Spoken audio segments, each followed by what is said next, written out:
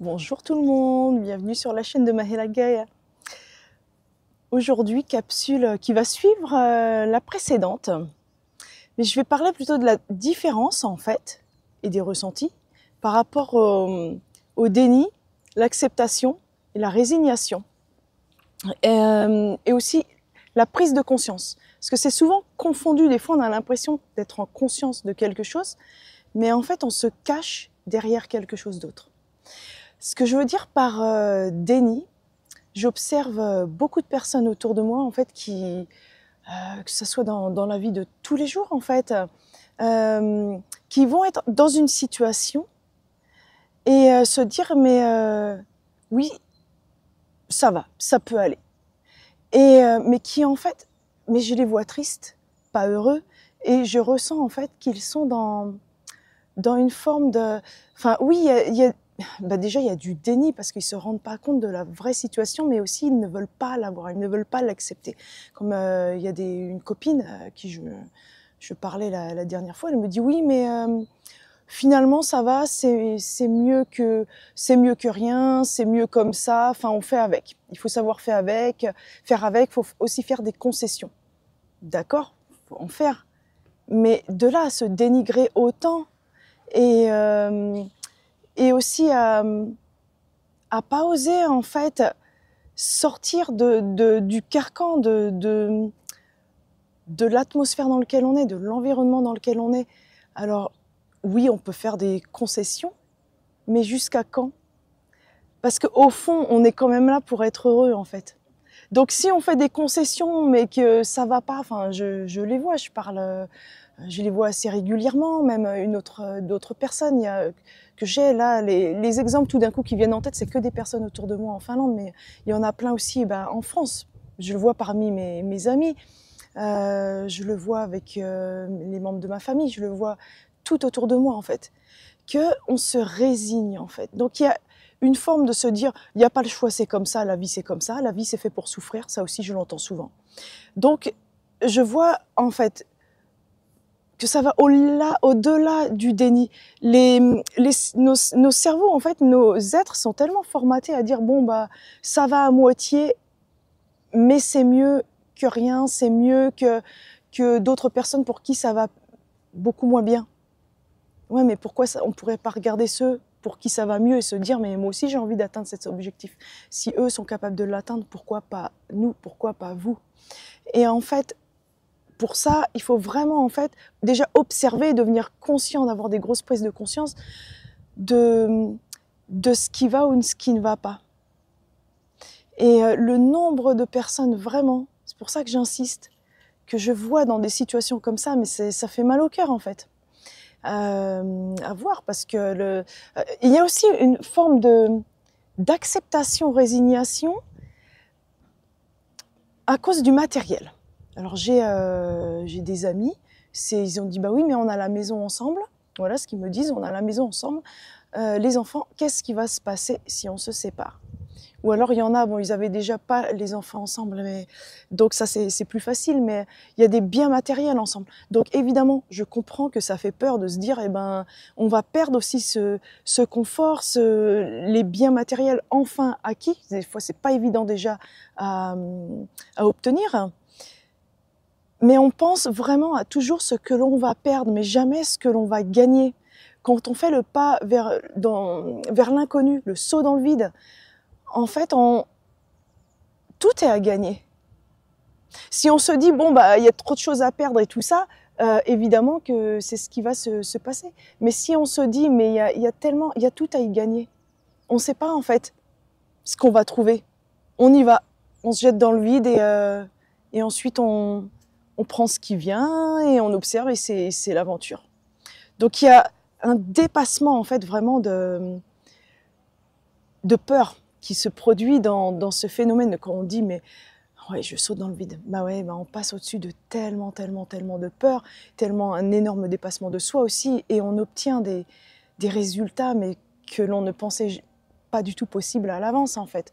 Parce que des fois on découvre des nouvelles facettes de soi et de se dire mais je suis capable moi de faire ça, je suis capable de réussir, de concrétiser certaines choses, mais je me souviens aussi de...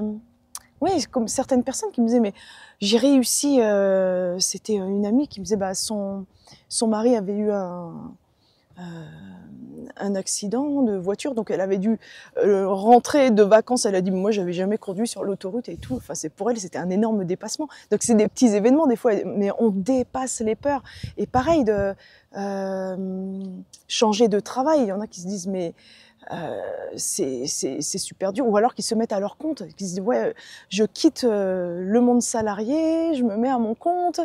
Alors pour certains ça a marché pour une certaine période, pour d'autres plus longtemps. Enfin, tout dépend aussi de ce qu'on a à vivre, à apprendre, et aussi de ce qu'on a envie de faire. Mais oui, cette personne, elle me disait, elle est ravie. Elle dit ça a changé sa vie en fait, de vraiment se jeter dans le vide et dire ouais, au début c'était bah on a peur, c'est un peu, ça paraît chaotique, et puis finalement bah on suit aussi le fil d'Ariane.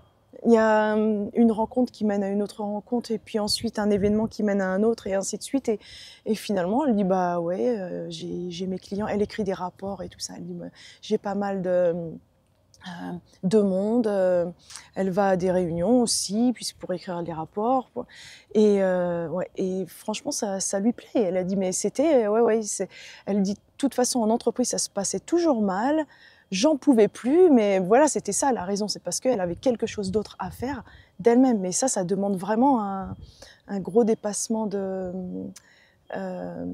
soi, de se dire j'en suis capable, j'ose, donc oser. Mais alors avant déjà de dépasser tout ça, je repense à cette personne, ça lui a pris beaucoup d'années quand même, et à d'autres personnes aussi auxquelles je pense. Donc il y en a pour beaucoup, je les ressens comme en acceptation de la situation, mais voilà, c'est là où je voulais en venir vraiment au déni, mais dans le sens de se dire, bah, tant pis, on accepte, on est résigné. On est, tant pis, bah c'est comme ça, hein, écoute.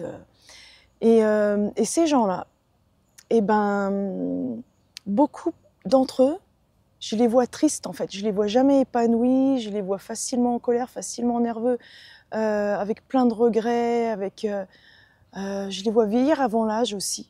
Ce qui me rend, c'est triste de voir ça, je dois dire, parce qu'il y en a pour qui, ouais, des gens que je connais très proches. Je les vois pas épanouis ni en joie en fait. Alors que les autres qui se disent bah, tant pis, là il y a des choses qui ne vont pas, ça veut pas dire, il n'y a pas tout le monde qui a besoin de tout changer. Ce que je dis, c'est qu'il faut reconnaître ce qui va et ce qui ne va pas, pour ensuite vraiment mettre en action étape par petite étape. D'abord au début c'est des petites étapes, ou des fois des grandes étapes plus radicales, mais de déjà reconnaître, identifier en fait ce qui va et ce qui ne va pas. Et si on est vraiment dans une acceptation, résignation, déni, ou alors on accepte parce qu'on se dit oui, là je comprends. Pour certaines personnes, par exemple, qui travaillaient ensemble, ils ont dit oh là là, on est trop différents, j'accepte que l'autre partenaire soit différent, qu'on n'ait pas les mêmes objectifs, et du coup, bah voilà, on se sépare et chacun va sur son chemin. Pareil pour les couples ou même pour des amis. Donc, on est en fait, c'est reconnaître et accepter la différence, mais après faire son choix et son chemin, mais sans se dire, se résigner et puis dire bon bah tant pis, je m'écrase et puis voilà, on va faire avec. Parce que là, ça crée ensuite, ça crée de la rancœur, de la frustration, du doute, une perte de confiance en soi aussi. Et ça vraiment, je le vois bien en consultation autour de moi, que ce soit en Finlande, en France, et avec des amis en Angleterre, avec qui je suis encore en contact. Donc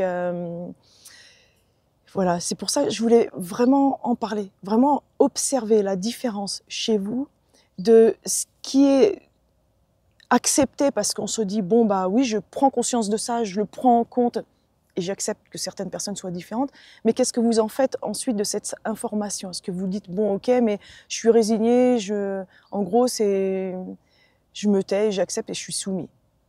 Alors est-ce que c'est de l'acceptation soumission ou de l'acceptation réaction? C'est ça, la acceptation passive ou acceptation active. On en parlait l'autre fois aussi de ça avec Olivier. C'est lui qui avait trouvé ces termes. Il dit, mais ça, ce que tu dis, là, c'est acceptation passive et acceptation active.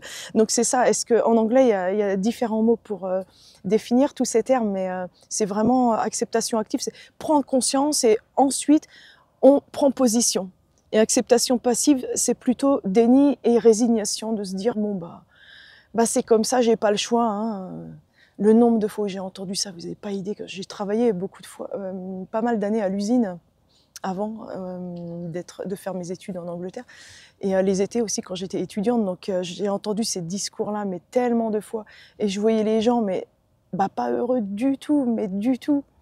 Et s'il se passe des choses, des fois dans la vie, vous allez voir que quand on est justement dans ce genre d'acceptation passive, je vois beaucoup de personnes qui ont des épreuves en fait dans leur vie, mais c'est pour en fait les faire bouger et dépasser cette acceptation passive, cette résignation et leur déni, pour les mettre vraiment en face de leur vie, de leur dire mais ta vie c'est pas ça, il n'y a pas que ça.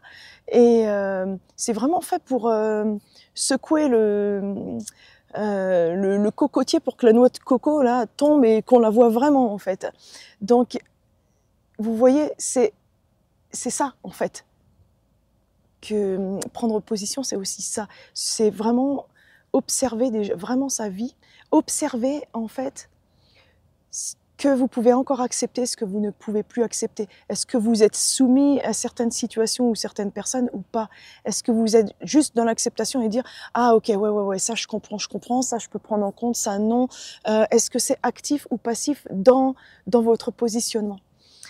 Voilà. Je voulais juste apporter un petit éclairage sur ce point. Et je vais vous laisser sur des codes, j'allais dire de passif-actif, mais oui, je sais pas encore sur quoi, le lac va nous les donner. Alors, Nasiarvi, c'est le nom du lac. J'attends. Sur quel sujet? Les codes. Je sens déjà que je pars. Soyez objectif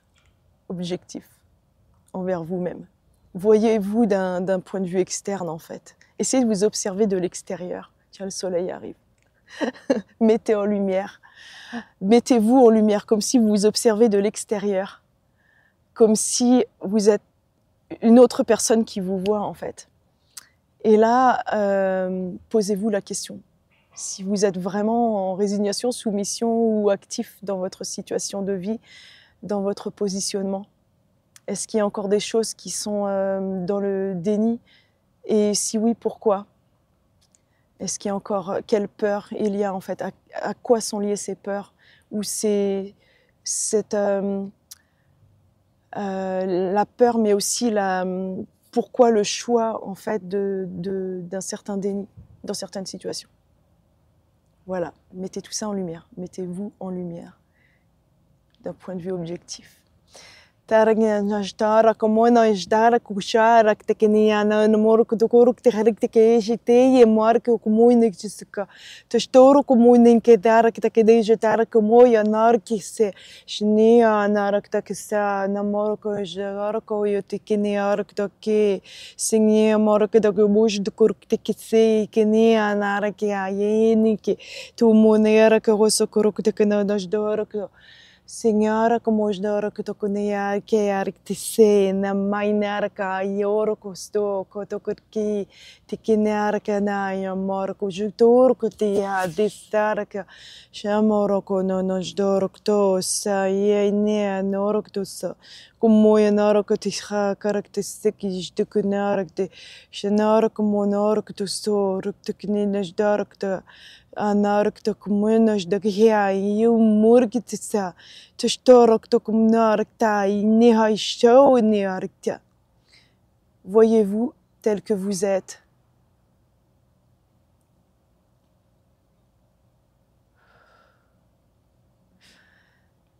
Respirez profondément et revenez à vous.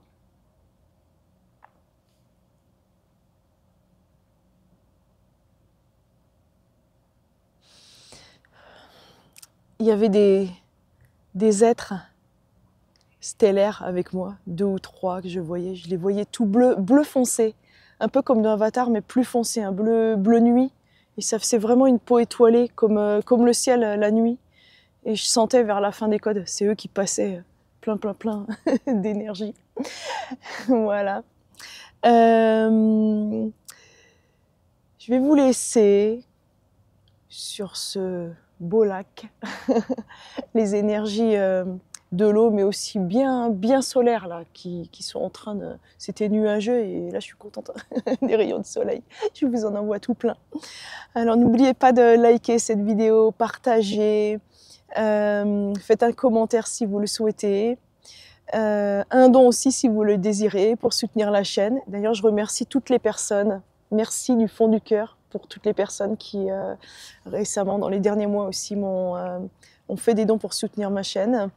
Et on se retrouve alors prochainement en présentiel à la conférence de Lyon le 13 septembre, il y a encore des places. Et Dinan le 20 septembre, là aussi il reste encore quelques places. À Lyon et Dinan aussi, j'ai oublié de le dire les fois précédentes, mais il y aura Line Quartz, donc 2 praticiens Line Quartz dans chaque conférence. Donc vous pourrez tester aussi l'outil Line Quartz. Et puis voilà, et il y aura plein de très beaux mondes. On va tous se réunir là-bas. En belle famille, belle famille d'âmes. Je vous embrasse tous et passez une superbe journée. À bientôt.